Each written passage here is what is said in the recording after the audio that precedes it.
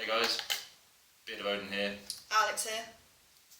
Not Stubble of Odin. Stubble of Odin as well. Both. Alex. Stubble of Odin. Okay, we have the latest issue of The Walking Dead. This came out about a week and a half ago, maybe 2 weeks now. Issue 157, The Whisper of War, part 1 of 6. I got this from Infinity and Beyond. It's signed by Charlie Adlard. That's their little certificate that they give you of proof. Nice signature on there, quite clear. There we go.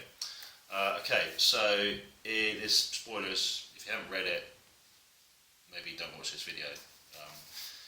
So in the last issue, Negan chops off Alpha's head. Yes. And then heads back to Rick and his group. Who are obviously unaware at this point. Yes. So he hasn't done it to take over Alpha's group, which he could have done. As you read it, when it shows, I'll skip ahead a couple of pages, but when it shows Beta. Finding Alpha, he's clearly not happy, and a couple of people that he's with basically say, well, Negan should have took over, and Beta's like, never going to happen, this is it now. Interesting note about this comic as well is that it mentions in the letter hacks at the back. I know you don't read those, but I do. They actually use a different format for the panels in this one. They use 16 panels. Yeah. To basically say, it's basically make it more fitted in, pack in more detail. I know it's really clear on that very first page where it's 16 panels, and it actually looks really effective for this.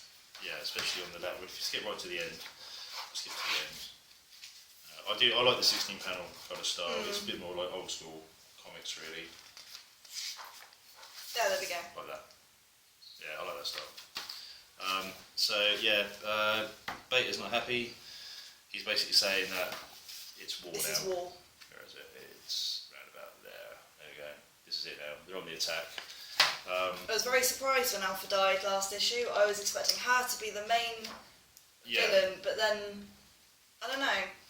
Another comedy moment from Negan. I like these Negan comedy moments. I like Negan. I like that. He's actually grown on me quite a lot. I always liked him quite a bit anyway, during All Out War.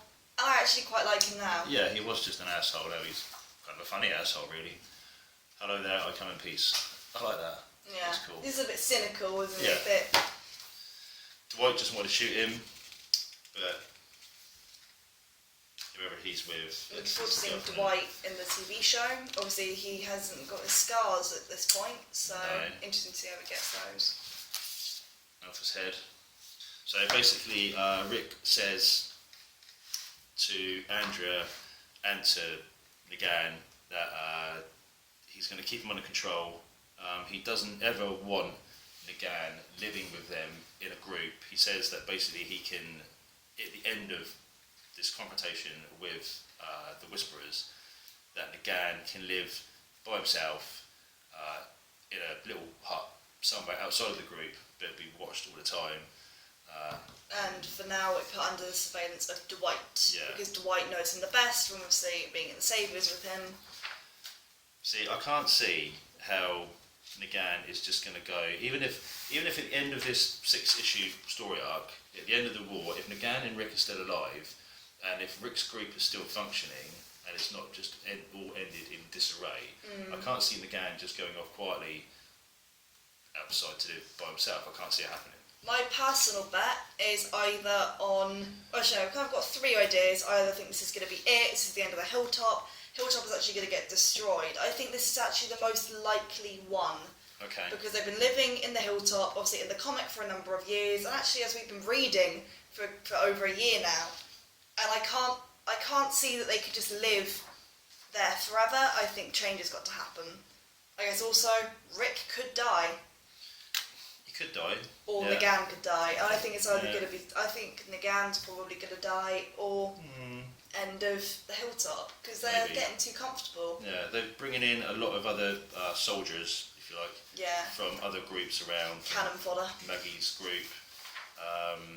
There's a bit where Eugene is talking to Stephanie on the CB radio, and he gives his position away, and she says that they're in Ohio, which we looked up. It's about 300 odd miles from each other. Yeah, air miles. So Yeah, obviously, it's quite a distance by horseback, and it's going to take him a while.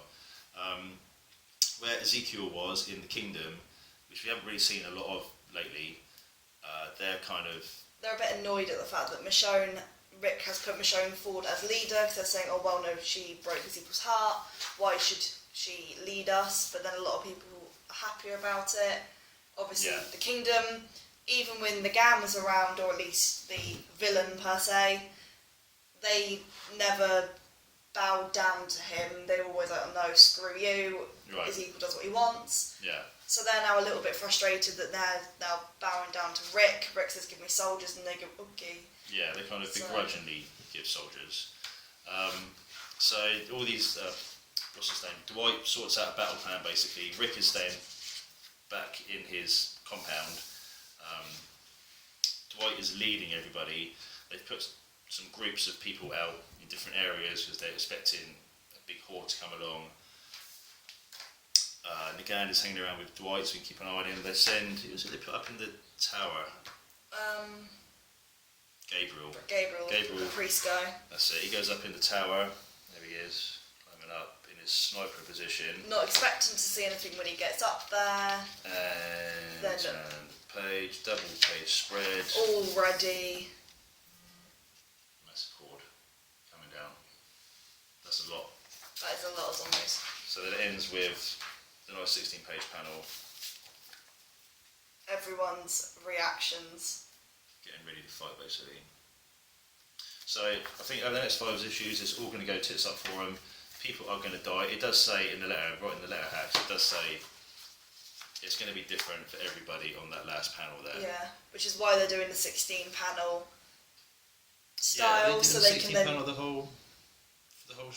I don't know. I know Carrick mentioned doing it on this issue. I don't know about the other ones, but I like it. I think because obviously it's going to be very different for everyone, and it would almost be quite nice if they literally had a panel following each character, and maybe if a character dies, that panel just goes black. It could do. That could be very effective, and I kind of like the idea of the fact that as you go further on, more and more panels just going black. I like the last panel. It says, it's Rick saying, we are safe and we are doing everything in our power to remain safe. There is no cause for worry.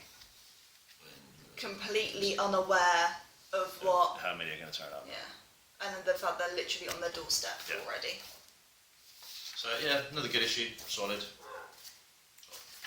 There we go. That's it. Yeah. Another couple of weeks and that's when I'll be out. Are they, with All Out War, they made it every 2 weeks. Are they doing that again, or is it still monthly? I think it's still monthly as far as I'm aware. Yeah. Cool. Anyway, tune in. Good issue. For more Walking Dead stuff later. Ciao. Ciao.